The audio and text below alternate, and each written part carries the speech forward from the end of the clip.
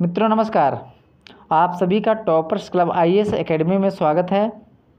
और हम लोग हिंदी, टीजीटी, पीजीटी, एलटी आदि परीक्षाओं से संबंधित प्रश्नों का अध्ययन कर रहे हैं। और इससे पहले हम सभी लोगों ने हिंदी साहित्य के आदिकाल के कुछ प्रश्नों का अध्ययन क्रमबद्ध रूप से कर चुके हैं।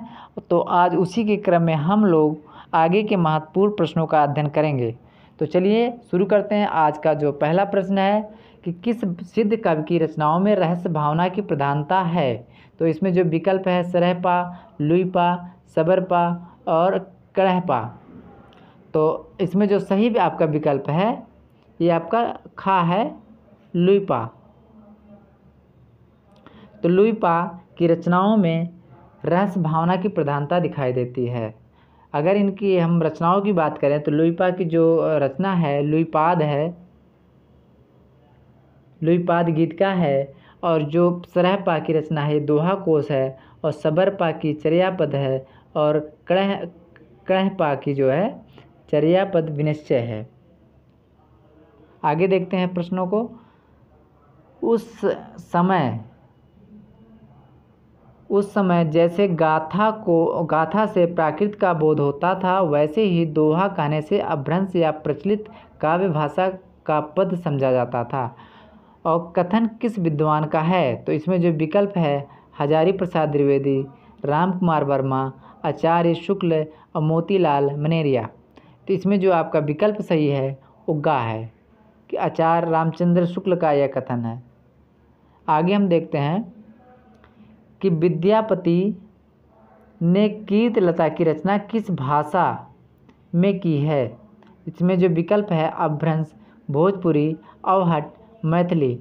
तो जो कीर्तलता है इन्होंने कीर्तलता की रचना अवहट्ट में की थी। इस अवहट्ट में इनकी दो रचना मिलती है, एक कीर्तलता मिलती है, एक कीर्तपताका। और कीर्तलता जो है मतलब कीर्त सिंह और कीर्तपताका में शिव सिंह की वीरता और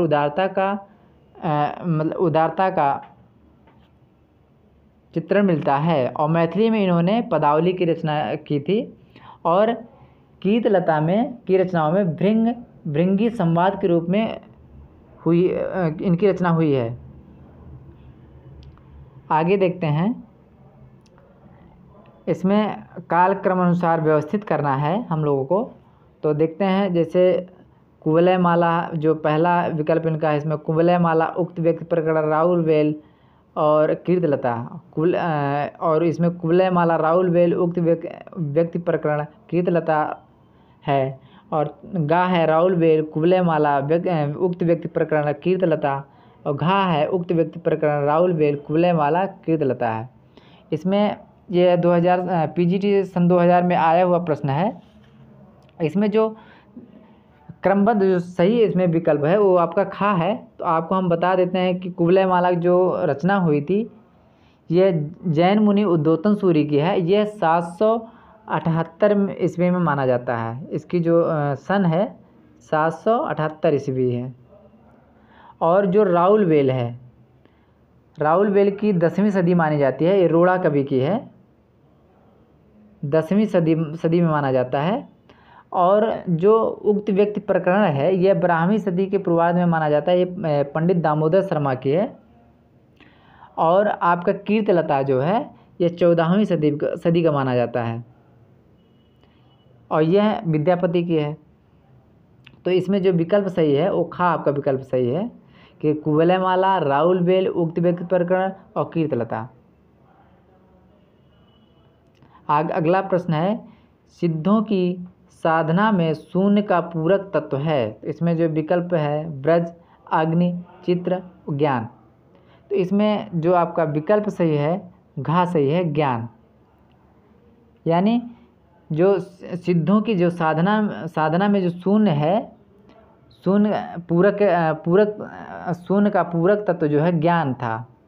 और सिद्ध में शून्य समाधि का वर्णन उलटवासी शैली में किया गया है।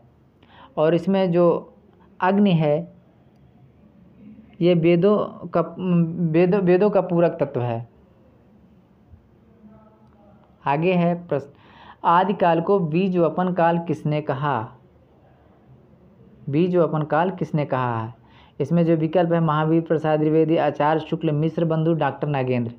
तो जो बीज वपन काल है ये विकल्प आपका का सही है, महावीर प्रसाद द्विवेदी ने कहा था।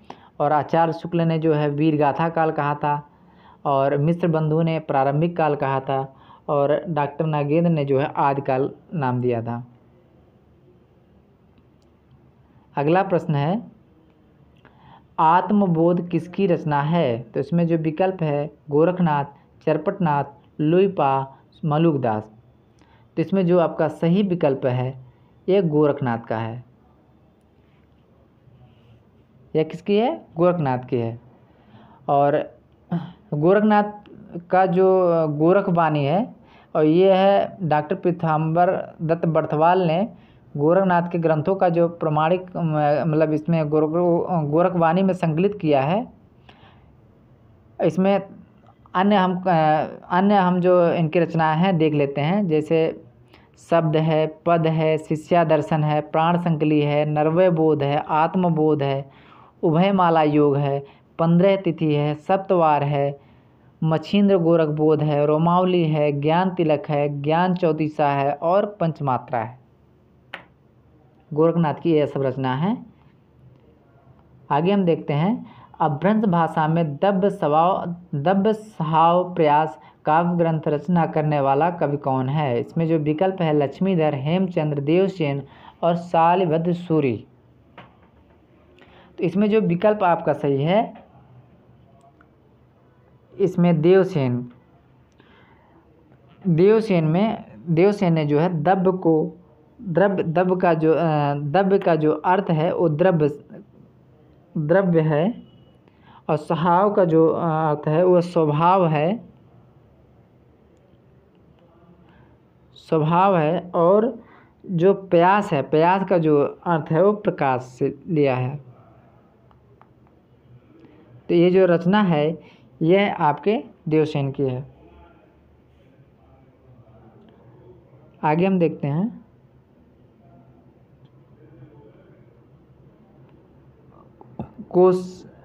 कोसा वेश्या स्थूलभद्र की कथा किस ग्रंथ में वर्णित है? तो जो इसमें विकल्प है स्थूलभद्ररास, जिनधर्मसूरी, चंद्रबालारास, आशुग, नेमनाथरास, सुमतिगढ़, कलचुलरास, प्रज्ञा तिलक। तो इसमें जो आपका विकल्प सही है का सही है कि स्थूलभद्ररास जिनधर्मसूरी की है। आगे देखते हैं प्रश्नों कि नाथों की संख्या कितनी मानी गई है? इसमें जो विकल्प है 7, 10, 84 और 9। तो इसमें जो सही विकल्प आपका है 9 है कि नाथों की संख्या 9 मानी गई है। आगे देखते हैं कि नाथ पंथ या नाथ संप्रदाय के सिद्धांत मत और सिद्ध मार्ग, योग संप्रदाय, अवभूत मत या अवधूत संप्रदाय नाम भी प्रसिद्धि है। यह कथन किस विद्वान का है? तो इसमें जो विकल्प है आचार्य शुक्ल, हजारी प्रसाद द्विवेदी और पीताम्बर दत्त बड़थवाल और परशुराम चतुर्वेदी। तो इसमें जो आपका विकल्प सही है यह कथन आचार्य हजारी प्रसाद द्विवेदी जी का है। आगे देखते हैं कि निम्नलिखित में से कौन सी रचना आदिकालीन लौकिक साहित्य की श्रेणी में नहीं रखी जा सकती? तो इसमें जो आपका विकल्प है ढोला, मारूरा दूल्हा और राउल वेल, खुसरो की पहेलियाँ, दोहा कोश। तो इसमें जो आपका सही विकल्प है कि जो आपकी दोहा कोश है यह लौकिक साहित्य की श्रेणी में नहीं आती है। और लौकिक साहित्य की जो प्रमुख ग्रंथ हैं वह हैं राउल वेल, ढोला मारूरा दूल्हा, खुसरो की पहेलियाँ, बसंत विलास, संदेश रासक, प्राकृत पेंगलम, उक्त व्यक्ति प्रकरण, वर्ण रत्नाकर, रणमल छंद। यह सब रचनाएं आदिकालीन लौकिक साहित्य की श्रेणी में आती हैं। आगे देखते हैं कि रासो ग्रंथ की भाषा है। तो इसमें जो विकल्प है प्राकृत, अपभ्रंश, डिंगल पिंगल और ब्रज। इसमें जो सही आपका विकल्प है वह डिंगल पिंगल है, यानी रासो ग्रंथ की भाषा डिंगल पिंगल में थी। और नल्ल सिंह ने द्वारा रचित रासो ग्रंथ है। तो इसमें जो विकल्प है विजयपाल रासो, परमाल रासो, खुमार रासो, हमीर रासो। तो इसमें जो सही विकल्प आपका है विजयपाल रासो, यह नल्ल सिंह की है। और परमाल रासो आपके जगनिक की है, हमीर रासो आपके सारंगधर की है, खुमार रासो आपके दलपत विजय की है। आगे देखते हैं कि बौद्ध धर्म के किस तत्व का प्रचारार्थ सिद्धों ने लोक भाषा में साहित्य रचना की। लोक भाषा में साहित्य रचना की है। इसमें जो विकल्प है ब्रजयान, सहजयान, महायान, हीनयान, दुखवाद। तो जो ब्रजयान थे इन्होंने बौद्ध धर्म के प्रचार के लिए लोक भाषा में साहित्य की रचना की है। अगला है किस ग्रंथ में दोहद कामना का प्रसंग वर्णित है। तो इसमें जो विकल्प है बीसल देव रासो, करकंड चरियु, राउलवेल, पदावली। तो इसमें जो सही विकल्प आपका है करकंड चरियु। यह करकंड चरियु जो है इसमें दोहद कामना का प्रसंग वर्णित है। और इसमें बीसल देव रासो आपके नलपत नाल की है, राउलवेल आपके रोड़ा कवि की है, पदावली आपके विद्यापति की है। आगे देखते हैं कि इसमें देखना है कि असंगत कौन सा है। तो इसमें जो विकल्प है श्रवकाचार्य, देवसेन, दोहा को सरहपाल, योग सार, जोयंदु, पंच पांडव चरित रास, ज्योतिषर ठाकुर। तो इसमें जो पंच पांडव रचित रास है ये है शालिभद्र सूरी की रचना है। पंच पांडव चरित रास यह शालिभद्र सूरी की रचना है। अगला प्रश्न है कि इसमें मिलान करना है कि इसमें जो रचना है भू परिक्रमा, राउलवेल, पद्मिनी चरित और हरिचरित। इसमें जो भू परिक्रमा है ये आपके विद्यापति की है और राउलवेल आपके रोड़ा कवि की है। और जो आपका पद्मिनी चरित है यह लालचंद की है। और जो आपका हरिचरित है ये आपके लालचदास के। जो इसमें सही विकल्प होगा यह खा सही होगा। सबसे पहले भू परिक्रमा के विद्यापति है, राउलवेल के रोड़ा कवि है, पद्मिनी चरित लालचंद है, हरिचरित लालचदास की है। तो अगला प्रश्न हम देखते हैं, इसमें भी मिलान करना है कि गोरखनाथ, सुमितगढ़, डोमिबा, अमीर खुसरो। तो इसमें जो सही विकल्प है मतलब गोरखनाथ की जो रचना है वो गोरखबोध है और सुमितगढ़ की जो रचना है ये नेमिनाथ है। डोमिपा की जो रचना है योगचर्या है। अमीर खुसरो की दो सुखाने हैं। तो इसमें जो सही विकल्प है ये आपका गा आएगा। गोरखबोध, नेमिनाथ, योगचर्या और दोहाकोश। योगचर्या दो सुखाने सॉरी। आगे है कि दोहा या दूहा का किस प्रकार अपभ्रंश भाषा से संबंध है। उसी प्रकार गाहा या गाथा का संबंध किस भाषा से है। इसमें जो विकल्प है पाली, प्राकृत, संस्कृत, हिंदी। तो इसमें जो आपका सही विकल्प होगा खा सही होगा कि प्राकृत। यानी दोहा या दूहा का जिस प्रकार अपभ्रंश भाषा से संबंधित है उसी प्रकार गाहा या गाथा का संबंध प्राकृत भाषा से है। अगला प्रश्न देखते हैं कि सर्वाधिक चरित्र काव्य किस साहित्य में लिखा गया है। तो जिसमें विकल्प है जैन साहित्य, नाथ साहित्य, सिद्ध साहित्य, रासो साहित्य लिखा गया है। तो इसमें जो जैन साहित्य है इसमें सर्वाधिक चरित्र काव्य लिखा गया है। जैनियों में जो है जैन कवियों में जैन साहित्य में सर्वाधिक चरित्र काव्य लिखा गया है। अगला है अपभ्रंश व्याकरण के रचयिता कौन है। इसमें जो विकल्प है लक्ष्मीधर, हेमचंद्र, विद्यापति, स्वयंभू। तो इसमें जो सही विकल्प आपका होगा हेमचंद्र। अपभ्रंश व्याकरण के रचयिता हेमचंद्र जी हैं। उसके अगला प्रश्न है कि सहजिया संप्रदाय के प्रवर्तक हैं। सहजिया संप्रदाय के प्रवर्तक थे। इसमें जो विकल्प है गोरखनाथ, सहजोबाई, सरहपा, कोई नहीं। तो इसमें जो सही विकल्प है गोरखनाथ, नहीं है सॉरी सरहपा। गोरखनाथ जो है नाथ संप्रदाय के प्रवर्तक रहे हैं और सरहपा जो है सहजिया संप्रदाय का प्रवर्तक थे। और फिर अगला प्रश्न है कि शिलांकित कृति राउलवेल के रचनाकार कौन हैं? इसमें जो विकल्प आपका दिया गया है दामोदर कवि, दामोदर शर्मा, उमापति, रोड़ा, जगनिक। तो इसमें जो सही विकल्प आपका है राउलवेल रोड़ा कवि के है। अगला है विद्यापति की प्रसिद्ध का प्रमुख आधार ग्रंथ कौन सा है?